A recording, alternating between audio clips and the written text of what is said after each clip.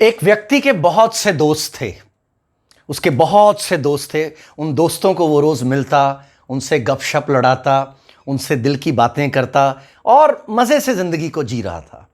कुछ ऐसी विपरीत परिस्थितियां आई कि उसने अपने उन दोस्तों से मिलना जुलना बंद कर दिया, घर में आइसोलेट हो गया और बाहर निकलना बंद हो गया, क्योंकि हर किसी के जीवन में उस तरह की परिस्थितियां आ सकती हैं।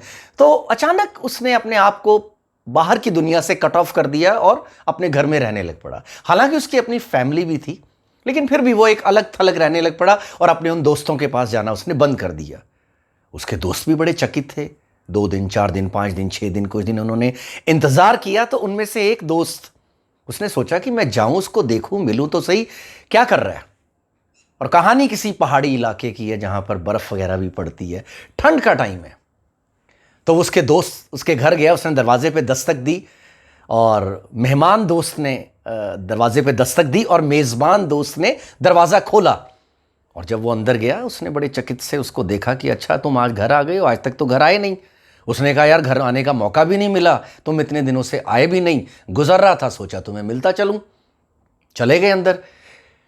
कमरे के एक कॉर्नर में फायर प्लेस था, एक आग जलाई हुई थी। जैसे पुराने ज़माने में आप देखते हैं कि एक जगह होती है जहाँ पर लकड़ियाँ रखकर उसमें आग जल रही थी। तो दोनों ने वहीं पर कुर्सी डाल ली और आग की तपिश का आनंद लेने लग पड़े। और दोनों चुप थे, क्योंकि जो मेज़बान दोस्त था उसके पास कहने को कुछ था ही नहीं।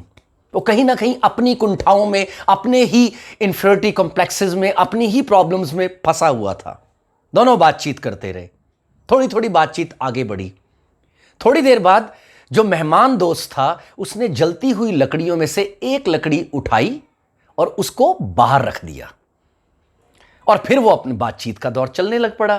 थोड़ी देर में चाय आ गई, कुछ बिस्किट्स आ गए और वो खाने लगे। और थोड़ा सा जो मेहमान दोस्त था उसने मेज़बान दोस्त को थोड़ा ओपन अप किया। दोनों में बातचीत शुरू हुई और वो कुछ चीज़ें डिस्कस करने लग पड़ा, शेयर करने लग पड़ा। दोनों में इंटेंस शेयरिंग हुई।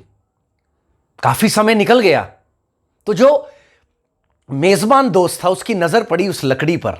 उसने देखा कि वो लकड़ी अधजली, काली सी, एक ठूठ की तरह साइड पर पड़ी है। उसकी तपिश और उसकी रोशनी दोनों खत्म थी। ना तो उसमें वो लौ थी, ना उसमें वो लाइट थी, ना उसमें वो गर्मी थी। फिर बात आगे बढ़ी। फिर मित्र के जाने का वक्त हो गया। जो मेहमान मित्र था उसने कहा, मैं अलविदा लेता हूं, काफी समय हो गया। चलने से पहले उसने उस लकड़ी को उठाया और दोबारा से उन जलती हुई लकड़ियों में फिर से रख दिया। 2 या 3 मिनट बीते, वो लकड़ी दोबारा से जल उठी। उसमें वही तपिश, वही गर्मी, वही लौ फिर वापस आ गई, वही ऊर्जा उसे देख पा रहे थे। और वो दोस्त दोनों, पहले तो मेहमान दोस्त ने उस लकड़ी की तरफ देखा और टकटकी लगाकर उस लकड़ी को देखता रहा। मेजबान दोस्त भी उस लकड़ी की तरफ देखता रहा। दोनों की नजरें मिली, मुस्कुराए और मेहमान दोस्त ने अलविदा ली। बाहर गए, दरवाजे पे खड़े थे। जैसे ही मेहमान दोस्त जाने लगा तो मेजबान दोस्त ने उसे कस के गले से लगा लिया। कहता, दोस्त बहुत बहुत शुक्रिया तुम्हारे आने का। जिंदगी का बहुत बड़ा पाठ आज तुम मुझे पढ़ा कर जा रहे हो। You have taught me a big big lesson.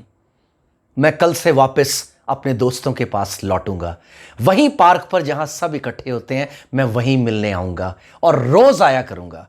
और इतना कहते ही दोनों की आंखों में आंसू छलक आए और मेहमान दोस्त ने मुस्कुराते हुए विदा ली।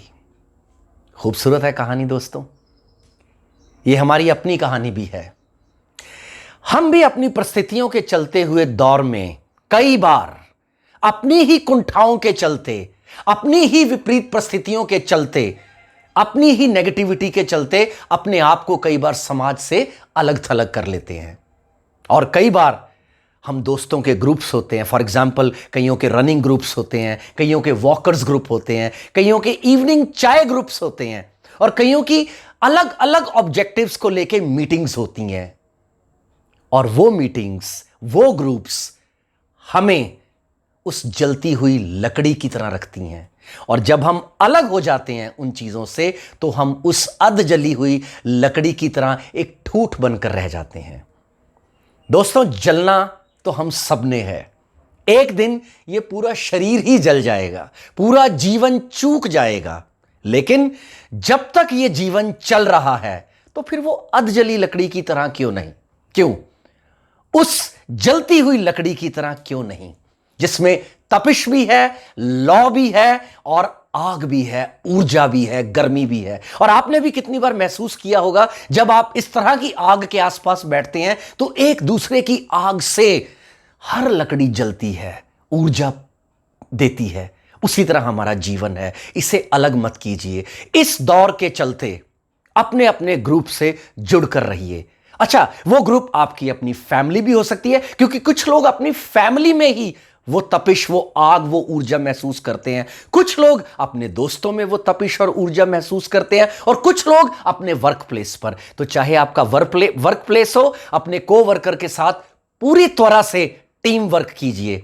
अपने घर में अपने फैमिली मेंबर्स के साथ पूरी एनर्जी के साथ पार्टिसिपेट कीजिए, और उसी तरह अपने दोस्तों के साथ। अलग मत पड़िए, आइसोलेट मत होइए। परिस्थिति कोई भी हो, जुड़कर रहिए, मिलकर रहिए, और जीवन की ऊर्जा को बढ़ाइए। आप अपनी ऊर्जा दूसरों को देंगे तो दूसरे लोग आपको अपनी ऊर्जा देंगे। Thank you very much.